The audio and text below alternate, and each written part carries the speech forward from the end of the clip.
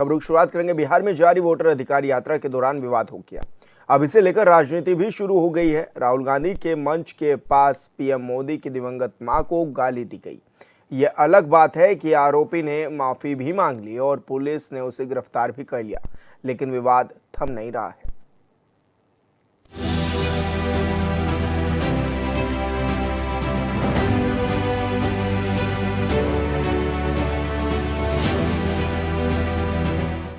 बिहार में राहुल गांधी की वोटर अधिकार यात्रा के दौरान प्रधानमंत्री नरेंद्र मोदी की मां के प्रति कथित अपमानजनक टिप्पणी का मामला गर्मा गया है।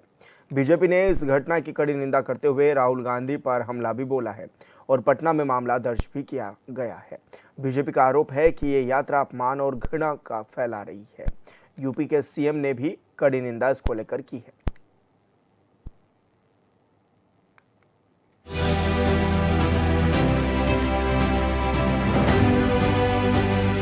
बिहार में वोटर अधिकार यात्रा के दौरान राहुल गांधी के मंच से प्रधानमंत्री नरेंद्र मोदी की मां को लेकर कथित तौर पर अभद्र भाषा का प्रयोग किया गया। इस मामले पर अब बीजेपी कांग्रेस पर हमलावर हो गई है। दरभंगा के अतरबेल में रैली के दौरान मंच से पीएम मोदी को अपशब्द कहे गए। ये कार्यक्रम यूथ कांग्रेस से जुड़े मोहम्मद नौशाद ने करवाया था। नौशाद ने जो गालियां दी वो आपको सुनाई भी नहीं जा सकती है। बवाल होने के बाद नौशाद ने माफी मांग ली। अब इसे लेकर राजनीति चरम पर है। बीजेपी के सारे नेताओं में आक्रोश है। कांग्रेस की तथाकथित वोट अधिकार यात्रा में जिस तरह से कांग्रेस आरजेडी के मंच से देश के यशस्वी प्रधानमंत्री श्री नरेंद्र मोदी जी की दिवंगत पूज्य माता जी को गाली दी गई है, वह घोर निंदनीय और भर्त्सना के योग्य है। यह अभद्रता की सारी सीमा लांघ चुके हैं।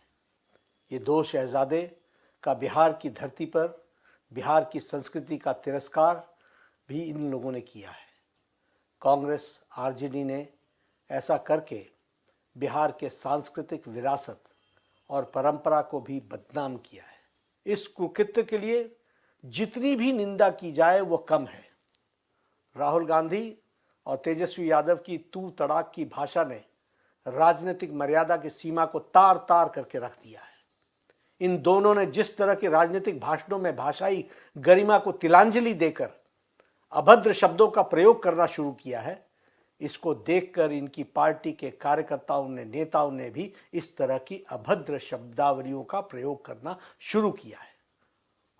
कांग्रेस आरजेडी द्वारा मातृशक्ति को गाली देने का संस्कार इन्हें राहुल गांधी और तेजस्वी यादव के भाषणों और उकसावे से ही मिला है।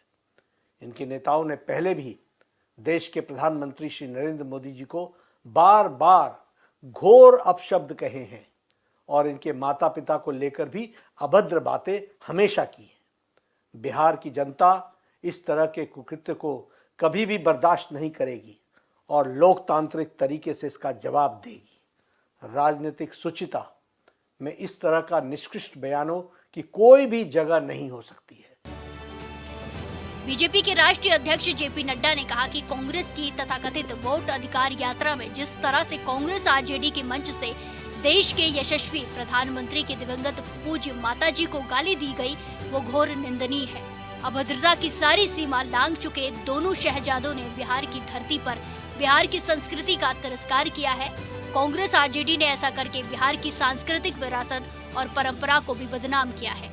राहुल गांधी और तेजस्वी यादव को अविलंब इस कुकृत्य के लिए माफी मांगनी चाहिए। सीएम योगी ने भी कड़ी निंदा की है।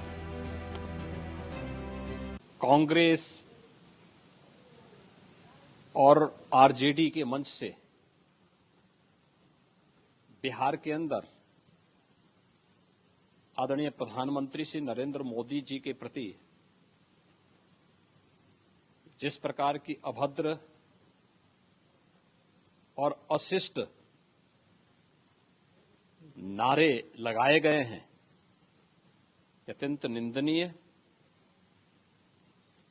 और राजनीति के गिरते हुए अमर्यादित चरित्र को दर्शाता है। हम इसकी निंदा करते हैं।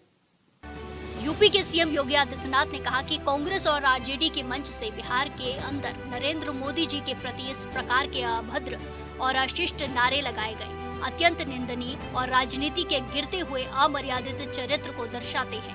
उन्होंने कहा कि अभद्र भाषा अत्यंत निंदनीय एवं राजनीतिक मर्यादा का पतन है। इंडी गठबंधन के नेताओं की तरफ से किया गया ये कृत्य सिर्फ प्रधानमंत्री ही नहीं बल्कि 140 करोड़ भारतवासियों की भावनाओं का प्रमाण है। इंडी गठबंधन के नेताओं के द्वारा प्रयुक्त किए जा रहे इस प्रकार के अमर्यादित आचरण का जवाब लोकतांत्रिक तरीके से देगी वहां पर, और आने वाले समय में इस प्रकार के अमर्यादित आचरण करने वाले लोगों को पूरी तरीके से खारिज करने का कार्य करेगी, क्योंकि कोई भी सभ्य समाज इस प्रकार की भाषा को स्वीकार नहीं कर सकता। इसके लिए कांग्रेस के नेताओं को, आरजेडी के नेताओं को देशवासियों से माफी मांगनी चाहिए। जिस प्रकार की अभद्र भाषा का प्रयोग उनके मंचों से हो रहा था, और मुझे नहीं लगता है कि इसको कोई भी भारतीय स्वीकार करेगा। मुख्यमंत्री योगी ने कहा कि याद रहे, एक साधारण मां ने अपने संघर्षों और संस्कारों से ऐसे पुत्र को गढ़ा जिसने स्वयं को राष्ट्र सेवा के लिए समर्पित कर दिया और आज विश्व के सबसे लोकप्रिय नेता के रूप में जन जन के मन में बसते हैं। बिहार की जनता निश्चित ही इस घृणित राजनीति का जवाब लोकतांत्रिक तरीके से देगी और भारतीय संस्कृति और लोकतांत्रिक मूल्यों की रक्षा करेगी। बिहार में इसी वर्ष विधानसभा का चुनाव है और इस चुनाव से पहले आरोपों की राजनीति तेज है। पहले मतदाता विशेष गहन पुनरीक्षण को लेकर विवाद चल रहा था और अब राहुल गांधी के मंच से पीएम मोदी की मां को लेकर टिप्पणी की गई है। जाहिर है बात निकली है तो दूर तलक तो जाएगी, क्योंकि कुछ समय बाद बिहार में चुनाव है। Bureau report HNN 24/7।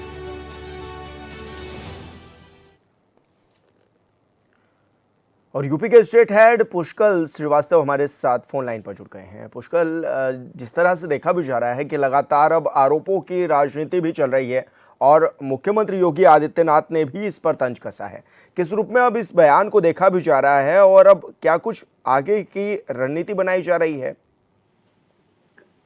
विशाल, आपको बता दें कि उत्तर प्रदेश एक बड़ा समूह है बीजेपी का, और यहाँ पे बीजेपी गढ़ माना जाता है। उत्तर प्रदेश लखनऊ और गोरखपुर, इस तरह के तमाम प्रदेश और प्रमुख स्थानों से।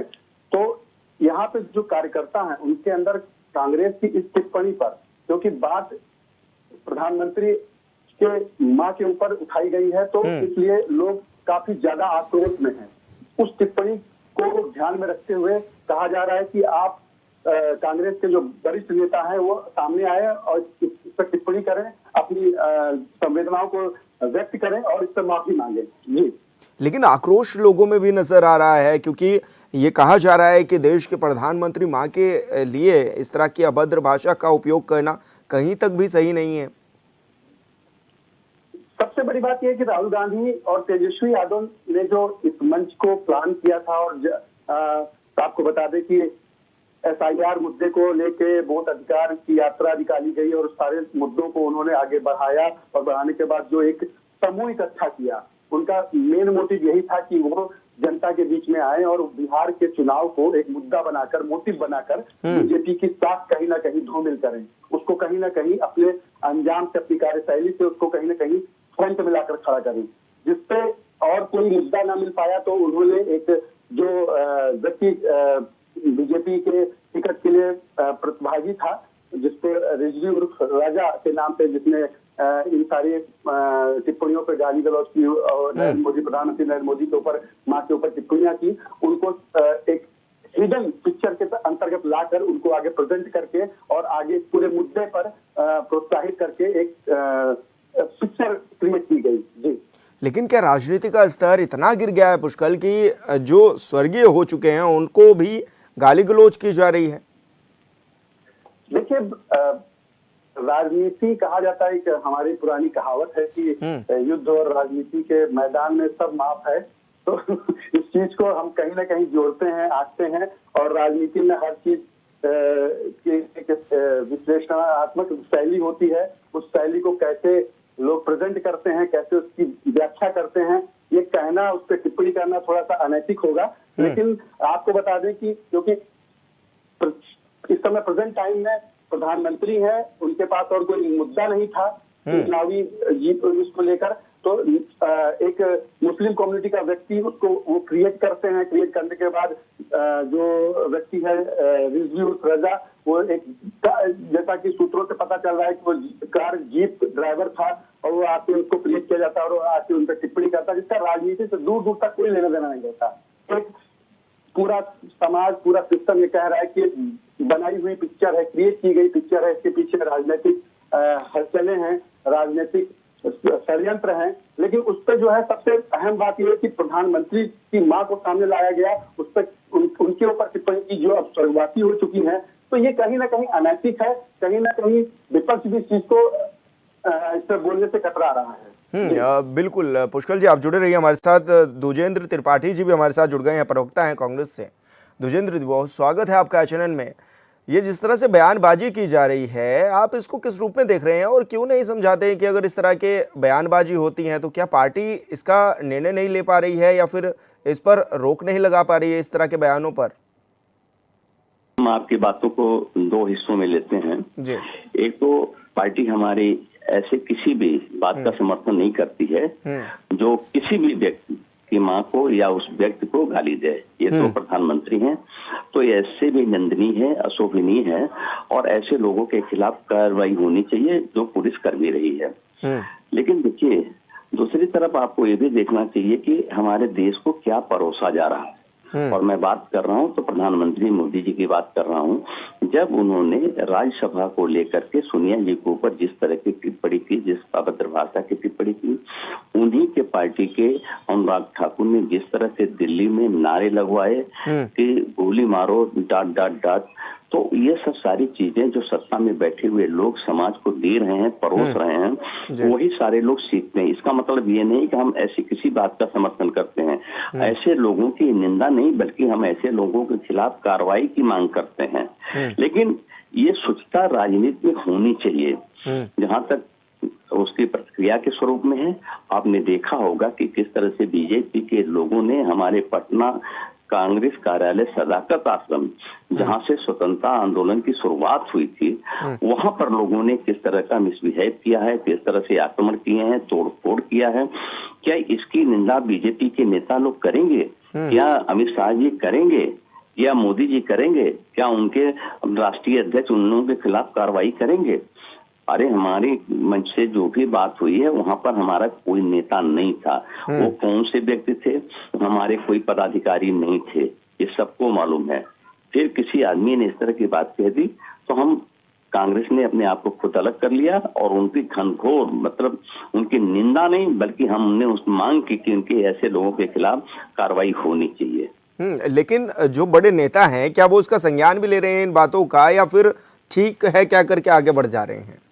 देखिए, संज्ञान तो तब लिया जाता है कि कोई व्यक्ति हमारे पार्टी का पदाधिकारी हो, तो उनके खिलाफ हम, जो हमारे पार्टी का पदाधिकारी ही नहीं है, फिर हम उनके ऊपर संज्ञान लें तो कैसे लें? कोई हमको ये बता दे, इसका कोई एक उपाय बता दे कि हमको कैसे ऐसे लोगों के खिलाफ कार्रवाई करनी चाहिए, पार्टी को क्या करना चाहिए। पार्टी ने जहां तक बात है अपनी मंशा स्पष्ट कर दी। हम ऐसे किसी भी बात का समर्थन नहीं करते हैं, स्वीकार नहीं करते हैं, हम इसकी घोर निंदा करते हैं।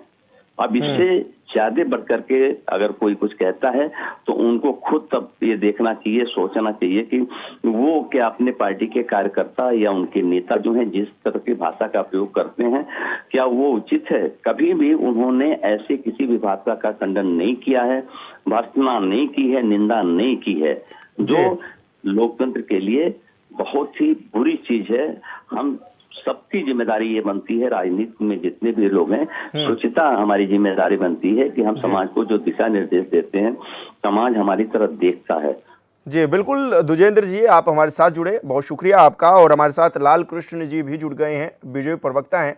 लाल कृष्ण जी, इस पूरे मामले को आप लोग किस तरह से देख रहे हैं? क्योंकि आप लोग तो साफ तौर पर यह भी देखा जा रहा है कि पूरी तरह से अब उग्र होते हुए भी नजर आ रहे हैं। तमाम राज्यों के, चाहे वो सीएम हो या फिर केंद्रीय मंत्री हो, वो भी इसको लेकर के लगातार अपना आक्रोश जता रहे हैं। बालकृष्ण जी, देखिए, मैं बहुत गंभीरता के साथ कह दूं कि एक जिस प्रकार की बचकानी हरकत और अहंकार के वशीभूत होकर प्रधानमंत्री जी के लिए, प्रधानमंत्री जी की मां के लिए, जो आज इस दुनिया में नहीं है, जिस प्रकार का स्टेटमेंट राहुल गांधी का आया है, निश्चित रूप से ये लोकतंत्र के लिए बहुत ही खेदजनक है। और कहीं न कहीं जो गांधी परिवार में जन्म लेने का एक घोर अहंकार है, एक अयोग्य व्यक्ति में जब इस प्रकार का अहंकार पनपता है, तो इस प्रकार की जो जो स्टेटमेंट आया है, जो इनका अपना विचार इनका व्यक्त किया है, वो ऐसी ही चीजें आती हैं। तो राहुल गांधी निश्चित रूप से घोर निराशा से ग्रस्त हैं। राहुल गांधी निश्चित रूप से अवसादग्रस्त हैं। राहुल गांधी निश्चित रूप से मानसिक रुग्णता से ग्रस्त हैं। और इस मानसिक रुग्णता और अवसाद का परिणाम है इस प्रकार का बयान। देश के प्रधानमंत्री की मां के रूप में आज प्रधानमंत्री मोदी जी को पूरा विश्व स्वीकार कर रहा है। भारत की अस्तित्व और अस्मिता को पूरा विश्व स्वीकार कर रहा है। राहुल गांधी का जो उनका घोर अहंकार है, राहुल गांधी की जो अवसादग्रस्त मानसिकता है, राहुल गांधी का जो मानसिक दिवालियापन है, वो निश्चित रूप से उस चीज को नहीं स्वीकार कर पा रहा है। लेकिन भारत की जनता देख रही है, देश की जनता देख रही है कि प्रधानमंत्री की मां को गाली देना, और निश्चित रूप से देश की जनता इनको माफ नहीं करेगी। बिल्कुल बालकृष्ण जी, बहुत शुक्रिया आपका हमारे साथ जुड़ने के लिए। और पुष्कर, आपका भी बहुत शुक्रिया।